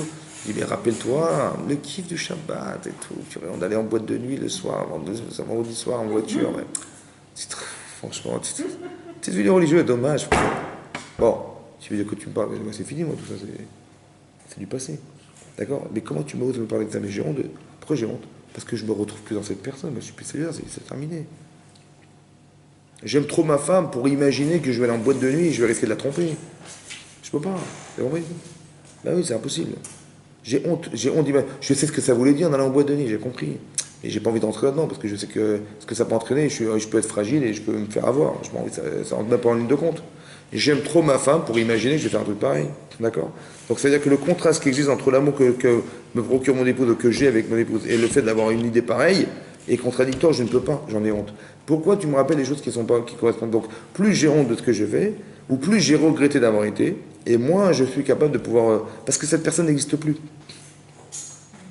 C'est ça que le Rambam dit, c'est ça que l'Agma dans Rosh Hashanah dit là-bas, que si quelqu'un il fait teshuva, le jour de sa mort, il est en train de mourir, il fait teshuva. Ouais. L'homme askirim, on ne lui rappellera pas ses fautes du passé. Pourquoi on ne lui rappelle pas? Il l'a fait ou pas? Il n'est plus là, il n'est plus la personne qui... Vous avez compris que c'est un truc de malade. Que le fait d'avoir regretté d'avoir été, ça efface cette personne. C'est ça qu'on appelle effacer les fautes. C'est pas qu'il y ait une éponge avec un tableau et on efface des fautes. Hein. C'est que vous-même, vous ne vous retrouvez plus dans la personne qui a été fauteur. C'est vous qui avez effacé. Et d'où je sais? Parce que j'ai honte de moi et je regrette d'avoir été. Cette personne n'existe plus. Donc Hachem, il nous regarde comment? Non pas comme on a été, parce que si je dis, mais comment tu as pu faire ça? Mais je ne suis plus cette personne. Donc Hachem ne peut pas m'interroger sur ce que j'étais pas. Oh, je ne suis plus, c'est pas possible. Vous comprenez? C'est comme ça qu'il faut le comprendre. Et ça fait partie de la teshuva. Parce que si quelqu'un n'a pas honte de lui, ou il ne regrette pas d'être, un type il va dire à sa femme, écoute, j'ai fait des bêtises, mais je recommence plus. Est-ce que c'est rassurant? Non. Dis non, j'ai fait des bêtises, bon ok, on va faire table rase, on va... Pour Écoute, taille. hein? On peut toujours recommencer. Et je dis voilà, je prends sur moi de ne plus recommencer. Ça marche ou pas? J'exprime pas de la honte, et j'ai pas exprimé le fait que je regrettais. J'ai rien dit. J'ai dit simplement, écoute, bon, c'est vrai, je fais des erreurs, écoute, excuse-moi, je recommence plus. Ça marche ou pas? Oui, mais rien ne garantit que je ne recommencerai pas. Les Pourquoi? erreurs que j'ai Pourquoi j'ai pas de garantie? Parce qu'il n'a pas exprimé de honte. Il m'a pas dit je regrette. Ça veut dire que psychologiquement, émotionnellement, c'est possible que le type, il va recommencer parce que l'intérêt qu'il avait de m'avoir trahi quelque part, je suis pas sûr, parce qu'il n'a pas exprimé la honte. Il n'a pas rougi de Alors, ma il faut honte. forcément exprimer la honte pour. Mais c'est pas logique, recommencer. c'est logique, mais c'est logique. Parce qu'il faut que tu sois une autre personne pour ne pas recommencer. C'est logique. T'as compris ou pas? C'est la phase la plus compliquée, la honte. Exactement. Je pense que la phase la plus compliquée, c'est d'arriver à honte. Mais En fait, il faut prendre conscience du paradoxe. il faut que ton corps, il réagisse à ce que tu sais. C'est ça qui est dur. T'as compris? Par exemple, je t'explique un truc, tu vas comprendre. Regarde. Parce que le Rambam, ça c'est dans les vidouilles. Le vidouille, c'est-à-dire le repentir. C'est ce que je veux dire à Hachem. Dans l'Ichot Teshuvah, ouais, le Rambam, dans le deuxième chapitre, ça c'est le premier chapitre. Dans le deuxième chapitre, le Rambam, il dit, c'est quoi la Teshuvah? C'est quoi la Teshuvah? Alors, il explique là comme ça. C'est autre chose. Il y a ce qu'on appelle le vidouille, c'est le repentir. Qu'est-ce que je veux lui dire à Hachem? Mais qu'est-ce que je vais pour arriver à être capable de lui dire? C'est ce qu'on appelle la Teshuvah. La Teshuvah, c'est le retour vers soi. Alors c'est comme ça. Le Rambam, il dit comme ça. C'est quoi un Baal Teshuvah? Quelqu'un qui a fait Teshuvah. D'abord, il faut être capable, la Azov et Tachet. Dit le Rambam, il faut abandonner la faute. Tout ce que le Rambam dit, c'est marqué dans la Gemara. Seulement, il l'a quantifié en halakha. Ça va? Il faut abandonner la faute. La Azov et Tachet, abandonner la faute. Ça veut dire quoi, abandonner la faute? Hein? Abandonner. Abandonner la faute, c'est quoi abandonner? Mais la faute, elle est en moi, c'est quoi l'abandonner? L'oublier. Ça veut dire comme ça, ça veut dire comme ça. Mais Oui, mais c'est abandonner, ça veut dire être capable de dire non. Débarrasser. Débarrasser. C'est être capable de dire non. Mais non. Ça peut être se débarrasser, se séparer de la faute, ça veut dire se séparer du désir. Ça peut être ça. Ça peut être aussi quoi? Quand on faute, il y a sûrement un environnement, il y a une atmosphère, il y a des personnes. Abandonner la faute, c'est abandonner l'environnement, l'entourage. Ça va? Ne retourne pas là-bas. Tu sais que là-bas, ça va pas. Ne retourne pas là-bas. La Azov, sépare-toi de ça. Sépare-toi des personnes, sépare-toi de l'environnement, de l'atmosphère. Sépare-toi de ça. Parce que tu sais que là-bas, après tu vas fauter. Sépare-toi de ça. La Azov est Achet. Première chose, c'est se débarrasser de la faute. Deuxième chose, les Asir Mimachashavto.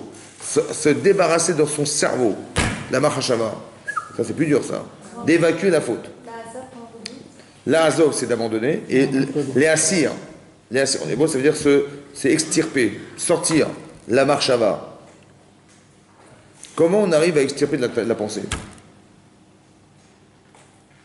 En remplaçant. Ouais, on peut remplacer, ouais. On va voir, on va essayer d'expliquer après comment on va arriver à se débarrasser de ça. Ensuite, c'est marqué, écoutez bien, c'est marqué, il faut prendre sur soi de ne pas recommencer, et après, regretter d'avoir fait. Voilà ce qui est marqué dans le Rambam. 1, il faut abandonner la faute. 2, la retirer de sa pensée. 3, prendre sur soi de ne pas recommencer. 4, regretter d'avoir fait. Ça va? C'est marrant parce que dans le vidouille, dans le repentir, qu'est-ce qu'il a dit Rambam? Il faut avoir honte, regretter et prendre sur soi de ne pas recommencer. Il a dit de ne pas recommencer, il a dit à la fin.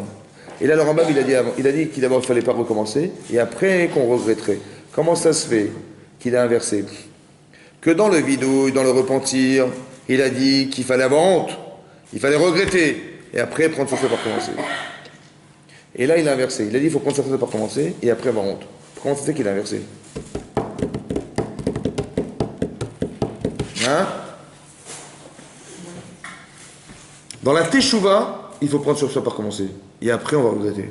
Pourquoi c'est comme ça? Parce que c'est plus dur. Pourquoi il faut d'abord prendre sur soi et après regretter? Et dans le vidouille, c'est l'inverse. Je regrette, j'ai honte, et après je prends sur moi de pas recommencer. C'est quoi la différence?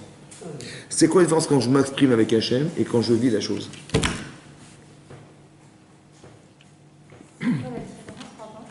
entre le couscous, entre la vidouille qui est de dire je vais dire à Hachem que j'ai honte de moi, que je regrette ce que j'ai fait, et après je prendrai sur moi de ne pas recommencer. Ça c'est ce que je lui dis. Mais ce que je fais en Teshuvah, c'est que j'abandonne, c'est que je essaie de retirer de ma tête, et que je prends sur moi de ne pas recommencer, avant de regretter. C'est ça que je ne comprends pas, pourquoi ça change? Hein? Vous avez une idée ou quoi? Ou deux, peut-être deux idées, peut-être. C'est quoi la différence? En fait, il y a une différence d'abord qu'il faut comprendre. Dans la Teshuvah, c'est comportemental la Teshuvah. C'est pas intellectuel. Comportemental. Il faut abandonner, il faut retirer sa tête, il faut prendre sur soi par commencer, il faut. C'est physique, en fait, il y a un truc physique. Alors écoutez-moi bien. Un jeune, vous allez comprendre. Imagine un jeune, on a déjà vu cet exemple, un jeune c'est un petit délinquant, il vit dans une cité, ses parents ils s'occupent de lui, il va pas à l'école, il est commissionnaire, bon il arrive à 14-15 ans, il a besoin d'argent. Ses parents n'ont pas d'argent, qu'est-ce qu'il fait? Ben il vole. Il vole quoi? Ben il vole des vélos. Des vélos, ouais. Il vole des vélos, donc il braque des petits jeunes dans les petits parcs là-bas, et il leur arrache leur vélo, il court avec, il les vole. Ouais. Et après il les revend, donc il gagne 50 euros, 60 euros par vélo. Il vole des vélos, à 14-15 ans. À 18 ans, il vole des motos. Déjà, c'est plus intéressant, ça ramène plus d'argent. Donc il vole des motos, il sait exactement comment il faut casser des cadenas, échanger le démarreur, et il fait des clés. Il vole des motos qu'il revend. Après, bon, bah, il sait conduire, parce qu'il a 18 ans, il a pris le permis de conduire. Ouais. Il vole carrément des voitures de luxe. Il s'est arrangé avec la préfecture. Il a un ami qui travaille là-bas, il lui donne 1000 euros par carte grise. Il dit voilà, tu me fais de la grise dans le trafic et moi je te donne 1000 euros. Voilà, j'ai la carte grise, la plaque et tout. Il donne 1000 euros par voiture. Et lui, il vole des voitures de luxe qu'il revend en Afrique pour des sommes importantes. Ouais. Et donc il a un gros dépôt, il a un hangar où il met toutes les voitures qu'il vole, il les envoie d'Afrique en bateau. Ouais. Et donc il gagne beaucoup d'argent. Mais bon, le problème c'est qu'il y a beaucoup de volume. Il y a des gros hangars, il y a du bruit, il y a du mouvement, et il va se faire opérer, il a peur. Donc il a dit que je vais changer de métier. Hein? Il est où ce mec? Donc le numéro de téléphone donc le 06. Alors, il voit que ça fait trop de bruit, il a peur que il va se faire opérer. Il dit je vais faire un truc peinard. Je vais vendre de la drogue. À mi-temps. Ouais. On va dire de midi à 16h. Comme ça, je fais la grasse matinée, midi à 16h, donc je travaille 4 heures par jour, et j'ai des tiroirs, les gens ils viennent me voir, ils gagnent 30 000 euros par mois à mi-temps. Le matin, il va prier. Hein? Comment? Le matin, il va prier. Voilà, il va faire la prière avec ça. Et après, il vole. Et après, il vole. Voilà. Il n'y a pas que les oiseaux qui volent, la prochaine. 30 000 euros à mi-temps. Bon, il n'y a pas de parler de ça. Très bien. Un matin, il est surpris, agréablement surpris, la police arrive à 6h du matin, il casse sa porte, il l'attrape. Il est attrapé, donc on l'a flagrandéri, on a fouillé, on a trouvé les sacs de drogue et tout. Bon, il a été condamné, accusé, condamné, 15 ans de prison. Donc il a 25 ans, 15 ans de prison.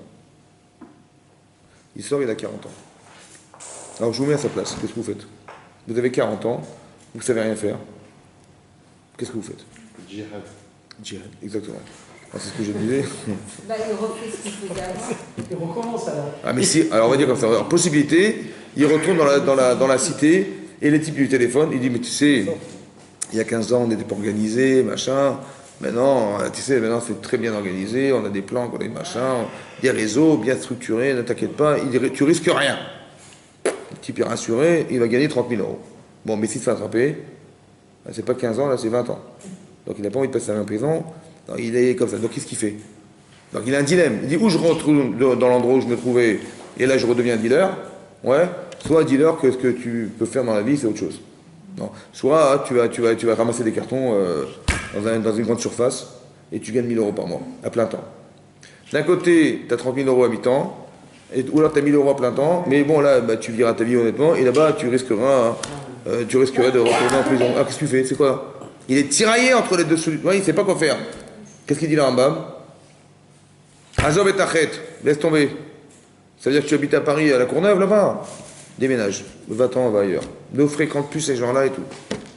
C'est dur, hein? Bon, et c'est ça qu'il dit le Rambam. Azov et Tachet, abandonne la faute, ça veut dire abandonne tout ce qui t'amène à fauter. C'est clair? Ok. Il écoute le Rambam, il s'en va. Donc il quitte là-bas. Et il a trouvé un petit job, 1000 euros par mois, il ramasse des cartons dans une grande surface. Bon, le premier mois, il est crevé. Il a gagné 1000 euros. Purée, 1000 euros, c'est quoi ces trucs? Hein? Donc il a un grouillé de Sarah de dire, attends, je vais retourner, c'est bon, c'est terminé, arrête-toi. Alors il dit, non, Azov, abandonne la faute, abandonne. Sois fort. Bon, il travaille pendant 6 mois, il gagne 1000 euros, après 1200 euros, il gagne 1800 euros, il a augmenté, il est monté un peu dans le service, il a un autre statut, il gagne 1800 euros par mois. Et il rencontre une jeune femme, voilà, il s'amourage d'elle, et puis bon, il décide de se marier. Donc il se marie. Ils se marient, ils s'installent, donc ils louent un appartement, ils vivent ensemble, et ils ont un enfant, 2 enfants, 3 enfants. Puis il dit, tiens, écoute, regarde, on a 3 enfants, ils ont eu rapidement 3 enfants, viens, on s'achète un petit logement, je sais pas, un pavillon, voilà, un petit truc. Ils font des recherches, sur Internet, ils trouvent un pavillon qui leur plaît, ils vont visiter, ça leur plaît, ils veulent l'acheter. Ils disent, mais bon, il faut le crédit, tu travailles, je travaille, peut-être entre nous, ils font des démarches bancaires et tout, et puis bon, ça marche pas, ils refusent, hein. Jusqu'à ce qu'ils aient trouvé la bonne banque qui a accepté le crédit, ils ont pu acheter leurs biens et tout, ils sont installés, ils ont déménagé, ils sont meublés, il a acheté une petite trottinette, il a acheté une balançoire qu'il a mis dans son jardin. Il a dit à ses enfants, allez, les enfants, allez jouer dans le jardin. Il est tout heureux comme ça, il a acheté sa maison, il est heureux avec sa femme, il a des enfants, il ouvre la fenêtre, il les voit en train de jouer sur la balançoire. Et là, il se dit, purée, mais tu te rends compte? Il a fait attendre 40 ans pour vivre un truc pareil, c'est pas normal ça. Toute cette vie du passé, et là il regrette. Vous avez compris? Ça veut dire que pour regretter d'être, il faut être un autre. Si le jour où il est sorti de prison, tu dis, mais tu vas voir, tu vas acheter ton pavillon, tu vas te marier, tu auras des enfants, et tu verras, tu vas les promener, tu vas les mettre faire jouer sur la trottinette et sur la balançoire. Il sort de prison le type. Il dit, pardon, de quoi tu parles? De quoi tu parles? Quel mariage? Quel truc? Là je suis en train, je ne sais même pas ce que je veux faire. Tu peux lui parler de ça? Non. Tu vois, il faut devenir cette personne pour le comprendre. C'est ça que le Rambam dit. C'est pour ça que le Rambam dit d'abord prends surtout de pas recommencer. Et maintenant que tu es devenu l'autre personne, là tu peux regretter. À la différence du vidouille, que lorsque tu es devenu cette personne, là tu peux dire j'ai honte d'avoir été cette personne. Mais le vidouille c'est après la teshuva. Vous avez compris? Ton comportement, il va faire que tu vas changer de personnalité, tu vas changer d'environnement, tu vas changer de capacité à pouvoir te gérer, t'autogérer. Parce que tu vas avoir un jour honte d'avoir été autre quand tu t'es construit notre vie. Nous, on croit que la teshuva, ça prend 5 minutes. On croit que terminus. On a jeûné, on a bien prié, on a dit pardon, et c'est bon, Dieu il va nous effacer les fautes. C'est ça, comme ça que ça se passe. On pense que ça se passe comme ça. Mais cette phase de regret, Mais c'est impossible, hein. C'est compliqué, elle peut arriver juste après la phase de repentir, c'est quand même... Ça prend du temps, mais c'est comme ça qu'on se construit. Pourquoi on le fait Pourquoi on dit que la teshuva, tout court, elle doit aussi passer par ça? Par la phase où... Le kippour, écoute-moi bien, regarde, tu vas faire des efforts. Pas regretter immédiatement. Je vais t'expliquer un truc. Dans le Rambam, c'est marqué là-bas, bizarrement, c'est pas comme ça. Il faut faire teshuva, ad, jusqu'à que Yodéa, Ashivada Yodéa Tarlumot, jusqu'à ce que le Yodéa Tarlumot, celui qui connaît les secrets du monde, il va accepter ta teshuva. Ça va? Bien, ça va? Tu lui téléphones Hachem des fois le dimanche? Tu sais ce qu'il pense de toi, lui? Comment tu vas savoir? Tu dis, il faut faire tes choix jusqu'à ce que Dieu, il saura que... D'où je vais savoir ce qu'il sait, moi? Par rapport à ce qu'on est devenu. C'est là qu'on va D'où je savoir. sais maintenant que Dieu, il m'a pardonné. Parce que j'ai pas recommencé et parce que j'ai... Parce que j'ai la capacité de dire non. T'as compris ça? C'est là que je le sais. Parce qu'en vérité, tu pourras jamais changer. Tu dis, oui, psychologiquement, on peut changer. Non, tu peux penser des choses, mais tu pourras jamais effacer ton problème. Celui qui te l'enlève, c'est Hachem. Tu as compris ça? C'est comme si tu t'es taché sur toi. Tu te dis, mais qu'est-ce que j'étais bête d'avoir mangé de la sauce tomate, mais n'importe quoi, et j'ai rendez-vous et je ne peux pas acheter de chemise et je regrette. Bon, elle est partie la tâche ou pas? Et tu regrettes, tu pleures carrément, tu vois. Elle s'en va la tâche, non? Celui qui enlève la tâche, c'est Hachem. Tu as compris? C'est lui qui va l'enlever. Il n'y a que lui qui peut l'enlever. C'est marqué, il y a une allusion dans le passouk. Chouvu elai. Retournez vers moi. Vea chouva alechem et je reviendrai vers vous. Là-bas, le Rav Dessler, il dit, mais si tu vas vers lui, il n'a pas besoin de venir vers toi. Venez vers moi, je reviendrai vers vous. Mais si tu vas vers lui, il dira, pas besoin de venir vers toi. Il dit non, parce que toi tu viens vers lui. Alors Hachem, il va enlever ce que tu regrettes. C'est lui qui va le retirer. Vous avez compris ça? C'est Hachem qui enlève. Et c'est là que tu le sais, parce que quand tu vas, un jour tu auras une épreuve dans ta vie, tu diras non, je refuse. c'est là que tu vois que ta teshuva est agréée par Hachem. Parce que tu as la capacité. On t'a pas dit que tu as envie de Yetzirah. Non. On t'a pas dit que tu n'as pas autant de désir. Non. Par contre, le désir, tu le maîtrises. C'est là que tu sais que tu es un Baal Tshuva. C'est là que tu sais qu'Hachem, il t'a effacé ta faute. Et ça se passe qu'à Kippour. Vous avez compris ça? C'est que si tu ne fais pas sincèrement Tshuva à Kippour, il faut attendre l'année prochaine pour qu'Hachem il enlève. C'est dommage. C'est pour ça que c'est très important que le jour de Kippour, on fasse une teshuva sincère. Mais ça se construit, ça. C'est pas du jour au lendemain que ça se fait.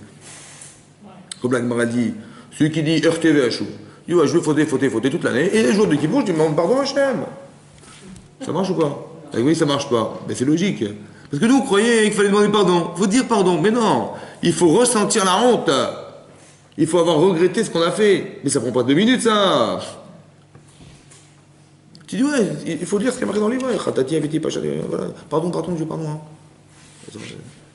On demande la sincérité, on demande que quelqu'un soit concret dans ce qu'il dit, il soit logique dans ce qu'il raconte. La faute, elle s'efface pas comme ça. C'est pas mécanique. C'est pas mystique. L'effacement, c'est-à-dire que toi tu regrettes, tu deviens un autre. Mais quand tu deviens un autre, il faut encore éliminer ce que... Tu peux dire, ouais, je regrette, mais demain tu vas recommencer. Alors comment tu vas faire pour ne plus recommencer? C'est Hachem qui va entériner tout ça. Vous avez compris? C'est lui qui enlève, c'est lui qui nettoie. Et bien que tu as le désir, mais que tu le maîtrises, c'est qu'en vérité, ta teshuva a été agréée par Hachem, c'est là que tu sais qu'Hachem il t'a écouté. Vous avez compris? Et ça demande la sincérité, ça demande la cohérence, ça demande de se construire dans sa tête et dans sa vie. Que si tu n'es pas construit, quand je dis construit, ça veut dire que tu as construit des cohérences, tu as construit quelque chose qui t'amène à te dire voilà, c'est ça que je veux être. Mais il faut d'abord au départ avoir un objectif de vie. Qu'est-ce que tu fais de ta vie? On a dit au cours de Rosh Hashanah, qu'est-ce que tu vas demander à Hachem? Je lui dis, je veux vivre, mais pourquoi faire? Il faut que tu aies déjà une cohérence dans ta tête. À quoi ça sert de vivre? Qu'est-ce que tu vas gagner de vivre? Et qu'est-ce que veut dire vivre? Et quand tu es cohérent et tu as un objectif à atteindre, tu dis, écoute, je veux atteindre l'objectif, donne-moi la vie pour atteindre cet objectif. Et maintenant, bien sûr que l'objectif, je ne vais pas l'attendre en 5 minutes. Tu veux faire tes chouvas, ça ne va pas prendre 5 minutes. Tu vois, le type, il a pris 15 ans de sa vie. Mais 15 ans de sa vie, oui. Je demande chaque année de vivre pour arriver à être cette personne cohérente. C'est ça. Et à Kippour, Hachem, il est Mechaper Avon, d'expier la faute, c'est d'expier l'influence qu'a la faute sur moi. Vous avez compris? La faute, c'est pas d'expier, c'est pas d'effacer mes actes. Nous, on croit, Dieu, il va effacer ce que j'ai fait dans le passé. Mais pas du tout. Ça, tu l'as fait, tu l'as fait. Seulement que tu portes l'influence du passé sur toi. Tu as fait un truc il y a 20 ans. En vérité, c'est là. Et alors Hachem, il dit, mais je vis avec. Et des fois, ça me porte préjudice parce que, à cause de ce que j'ai vécu il y a 20 ans, pendant 10 ans, j'arrive pas. Tu as fumé pendant 15 ans. Comment tu vas enlever? Mais tu dis, mais on va pas enlever la cigarette, on va juste enlever l'influence qu'a la cigarette sur toi. Quand tu as dit, je dis non, j'arrête de fumer, ouais, tu es en train de contrecarrer toutes les influences du passé. C'est ça, faire teshuva, vous comprenez? Vous portez en vous toute votre histoire. J'ai une question à vous poser. Mais quand on fait teshuva, par exemple, pour toutes les fautes qu'on a pu commettre, est-ce qu'on peut reconnaître toutes les fautes qu'on a pu reconnaître et avoir honte justement de ces fautes qu'on a fait pour ne pas recommencer? Parce inconsciemment, on ne peut pas reconnaître toutes les fautes qu'on a pu commettre. Tu as raison. Alors, c'est vrai. Alors, j'ai expliqué une fois. Comment on peut... Parce que pour avoir honte, il faut reconnaître les fautes qu'on a pu commettre. Alors laisse-moi... Comment on peut les reconnaître alors qu'inconsciemment, on peut... J'ai compris trop. On a fait teshuva déjà maintes fois. J'ai compris. Vous voyez, vous comprenez Très bien, j'ai bien compris. La première fois, j'avais compris la première fois, mais c'est juste que... Là, ça part d'un esprit philosophique très poussé après. Donc, pas tout à fait, écoute-moi bien. Je donne un exemple, tu vas comprendre. C'est marqué dans la paracha de Vayechi. Ça va? C'est marqué que Yaakov, il a dit à son fils, Reuven, il a dit, parce que tu as déplacé la couche de ton père, parce que quand Rachel est morte, Yaakov, il dormait dans la chambre de Rachel. Et quand elle est morte, il est rentré, il a déplacé son lit, il a mis Yaakov dans la chambre de Bilha, qui était la servante de Rachel. Et Reuven, quand il a vu ça, il a dit, mais c'est un affront pour ma mère, Léa. Comment mon père, il a osé mettre son lit dans la chambre de la servante de Rachel et pas dans la chambre de ma mère, c'est un affront pour ma mère, c'est honteux. Il est rentré dans la chambre de son père, il a pris son lit, il l'a mis dans la chambre de sa mère. Il lui dit, apprendre à vivre, moi. Bibel et soit à vivre. Ouais. Donc tu dis, la faute, c'est d'avoir pris la vie de son père et d'avoir dépassé dans la chambre de sa mère. Ça se fait pas. On respecte son père, on s'occupe pas de la vie de son père. Et s'il avait décidé, il a décidé. Non. Il a dit, c'est honteux pour ma mère, il a décidé comme ça. Mais dans la Torah dit que Pachas Kamaim al Totar, Pachas Kamaim, tu étais impétueux comme l'eau qui coule. Comme ça, c'est marqué dans le texte. Tu sais ce qu'est la faute? C'est pas seulement d'avoir le dépassé de son père, c'est d'être impétueux. C'est l'impétuosité, ça veut dire l'incapacité à réfléchir à ce qui se passe, qui a entraîné, qu'il a fauté.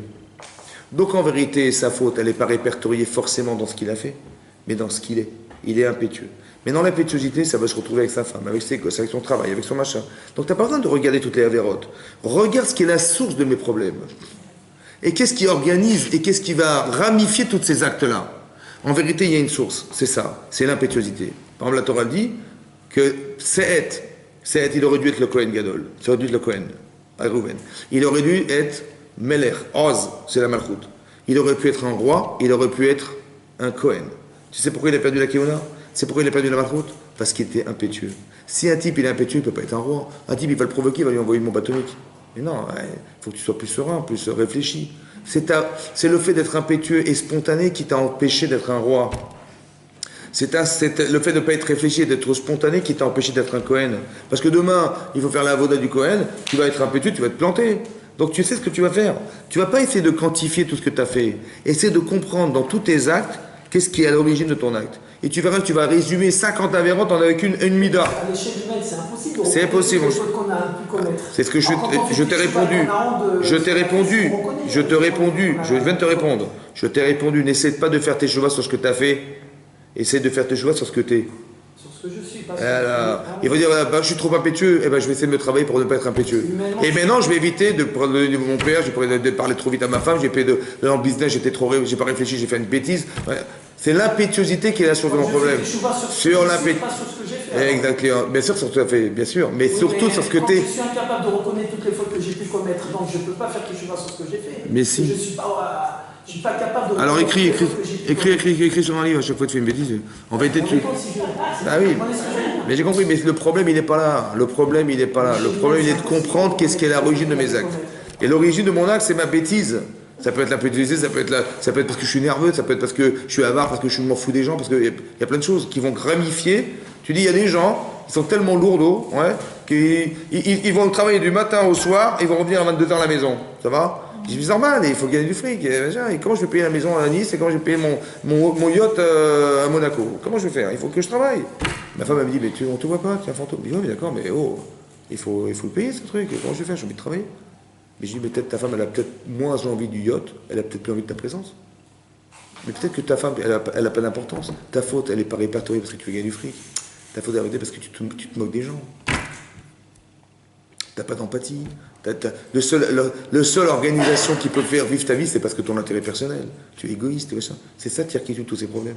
Donc c'est parce que ton égoïsme, parce que tu te fous des autres, parce que l'importance de l'autre n'a pas autant d'importance, parce que tu crois que ta femme elle est là pour régler des problèmes fonctionnels, de laver la vaisselle, et laver le ménage, et faire le ménage, et laver les gosses, et machin, voilà, c'est ta femme. Tu as plein de problèmes dans ta tête en vérité, mais il faut juste comprendre qu'est-ce qui est à l'origine de ton problème. Ta teshuva, elle n'est pas sur ce que tu vas faire.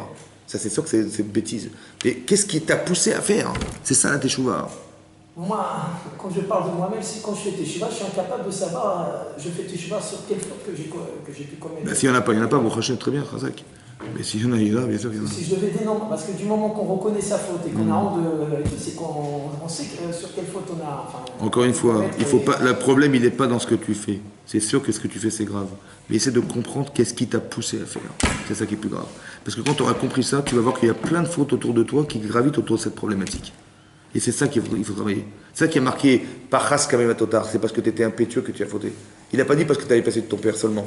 C'est l'impétuosité qui est importante et qui a engendré le fait d'avoir été pas réfléchi, qui a engendré ça. Ça va, vous avez compris? C'est ça la teshuva. La teshuva, c'est d'arriver à changer un comportement, tu vois, qui va faire que maintenant ta vie va changer. Mais c'est comportemental. La teshuva, par exemple, si tu es nerveux, si par exemple tu es nerveux, comme moi je suis nerveux maintenant, si tu es nerveux, alors tu vas t'amuser à faire des trucs qui vont t'enlever ton énervement. Tu as compris ou pas? C'est le brave? Hein? Non mais c'est bien, c'est vrai, mais il faut pas. Mais tu as compris, c'est à ça qu'il faut réfléchir. Qu'est-ce qui est la cause de mes actes? Qu'est-ce qui est l'origine de mes erreurs? Et c'est cette origine qu'on veut. L'origine, c'est moi. Hein? C'est ça qu'il faut analyser. Il faut l'analyser. Il faut comprendre pourquoi tu agis comme ça. Et quand tu as compris pourquoi, parce que l'origine tu l'as comprise, alors à ce moment-là, tu peux faire un effort sur ça et trouver un moyen de corriger cette problématique. Comme le type, il dit, c'est un dealer, comment je vais sortir de cette problématique? Il dit, porte des cartons toute ta vie, c'est pas grave. Au moins, tu vas commencer à t'habituer à vivre autre chose. Et cette façon de vivre, elle va changer ta vie. Et cette façon de vivre va changer ta vie, va changer ton comportement, elle va changer tes tendances. Et c'est comme ça que tu vas évacuer ton désir d'être drogué ou ton désir de vendre de la drogue. T'as compris? La Machashava, parce que ta vie, elle s'est carrément orientée dans une direction. Et maintenant que tu es un autre homme, maintenant que tu es quelqu'un d'autre, tu peux regretter d'être le premier. Mais c'est comportemental, ça. Il faut agir différemment. Et c'est l'action qui permet de... T'as compris? Changer de personnalité. Exactement, d'environnement, de vie, etc. C'est ça qui va changer ma façon de penser. Comment?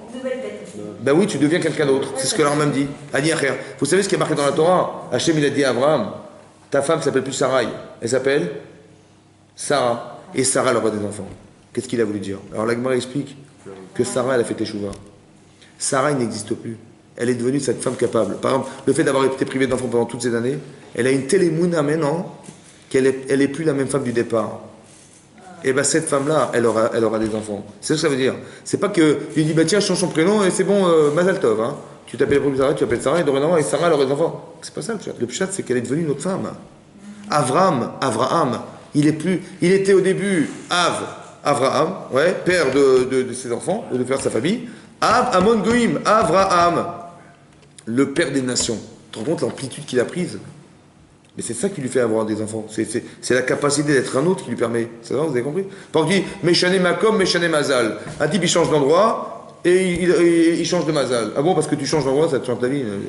Mais non, parce que là où tu te trouves, eh ben, tu es une personne, mais ailleurs, tu verras que tu vas t'adapter à une autre façon de vivre et une autre façon d'être. Et cette façon d'être, c'est ça qui t'a changé. Et c'est elle qui va te permettre d'être un autre homme. C'est ça qu'il a fait Hachem. C'est pas l'endroit qui change la personne. C'est l'homme qui s'adapte à l'endroit où il se trouve qui change. C'est pas l'inverse. Vous comprenez ou pas? C'est l'homme qui compte, c'est la personne qui devient. Donc tu dis, bah, j'ai changé d'endroit. Bah, par exemple, la Rambam dit, quelqu'un qui fait d'Averot, qu'est-ce qu'on fait? On l'envoie en exil. Il dit même, c'est même bien qu'un homme qui fait d'Averot, il déménage. Pourquoi?